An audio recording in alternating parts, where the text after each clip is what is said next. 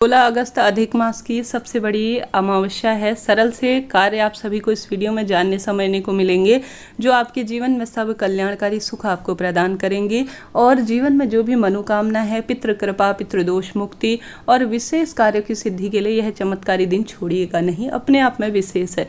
देर न करते हुए घर पर ही किए जाने वाले सर्वश्रेष्ठ कुछ उपाय इस वीडियो में है जो आपको करने हैं। पहला उपाय बहुत सरलतम तरीके से माता तुलसी पर करना है। अब यह उपाय घर पर ही तुलसी है वहाँ पर आपको करना है। सुबह से लेकर शाम को 5 बजे के आसपास कर लीजिएगा। उसके बाद जो है तुलसी माता में जल नहीं चढ़ाया जाता। आप सभी जानते होंगे कोई भी पेड़ पौधा होता है तो सांझ जो है थोड़ा सा जब दिन छुप जाए अर्थात सूर्य अस्त हो जाए उसके बाद पानी नहीं चढ़ाया जाता। तो आप सभी को गंगा जल लेना है। गंगा जल लेकर आप सभी को पूर्व या उत्तर दिशा की ओर मुख कर बैठ जाना है। ठीक है, बैठ गए।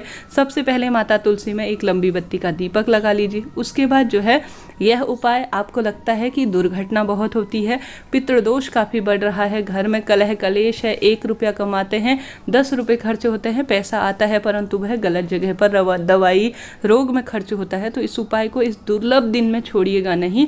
अपने पितरों का नाम लेते हुए और अपना नाम और गोत्र आपको बोलना है। ठीक है, नाम और गोत्र बोल दीजिए। स्क्रीन पर दिखाया भी है कैसे करना है। नाम और गोत्र बोलना है और साथ ही अपने पितरों का स्मरण करना है और काशी विश्वनाथ भगवान का नाम लेना है। ठीक है, काशी विश्वनाथ भगवान का नाम लेना है, नाम गोत्र बोलना है और यह उपाय आपको करना है।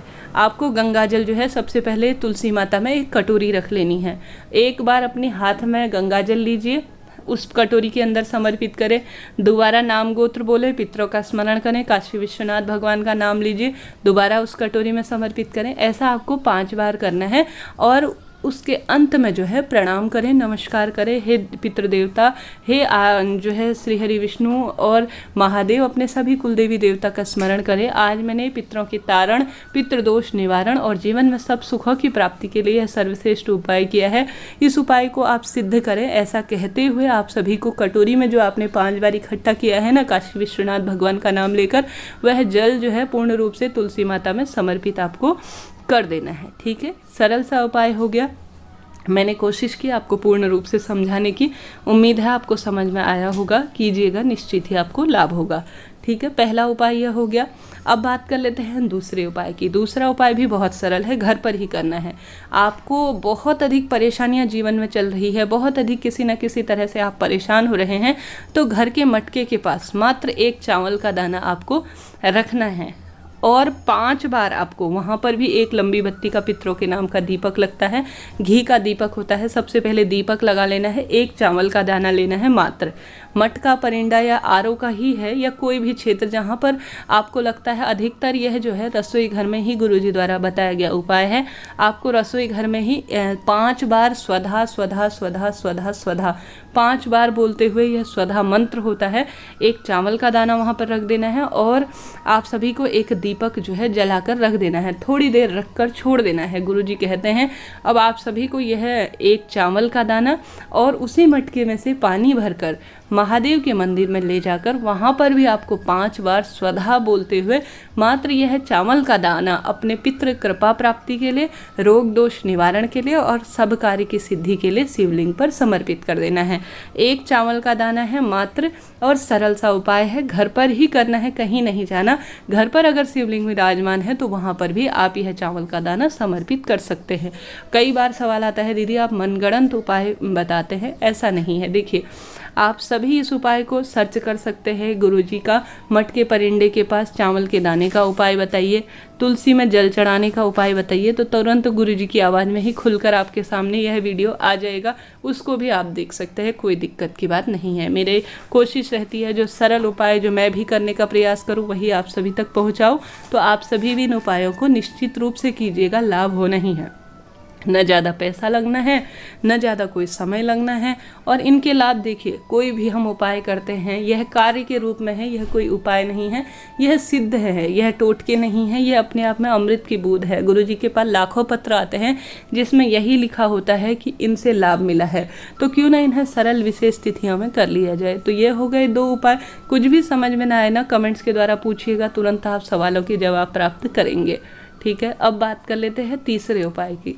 तीसरा उपाय जो है, आप सभी को गौ माता को आवश्यक रूप से रोटी है ना वह 2 भाग करके, जैसे एक ही रोटी खिला रहे हैं तो उसके 2 भाग करें, 2 रोटी कर रहे हैं तो वह एक पीहर पक्ष के नाम से, एक अपने ससुराल पक्षों के पितरों का स्मरण करते हुए।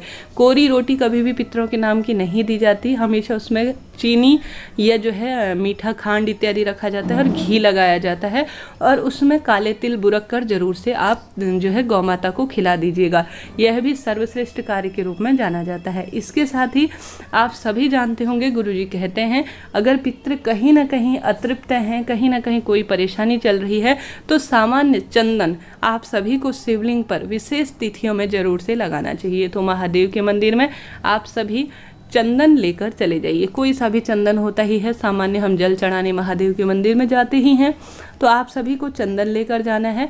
चंदन की 60 टिक्की अपने सभी देवी देवता, अपने पितरों का स्मरण करते हुए आपको सबसे पहले महादेव के शिवलिंग पर लगानी है, ठीक है। उसके बाद आप सभी को जो नंदी महाराज हैं उनके मस्तक पर लगानी है और उनकी सींग पर लगानी है। इस तरह से हो गई है 3 1 4 चंदन की टिक्की हो गई। अब 5वीं आपको गणेश जी पर लगानी है, कार्तिकेय जी महाराज पर लगानी है, और साथ ही आप सभी को जो माता रानी का हस्त कमल है और ऊपर जो शिवलिंग के ऊपर मटका सा बना रहता है उसके ऊपर भी आप सभी को टिक्की लगानी है, अपने पितरों का स्मरण ध्यान करते हुए और मनोकामना बोलते हुए।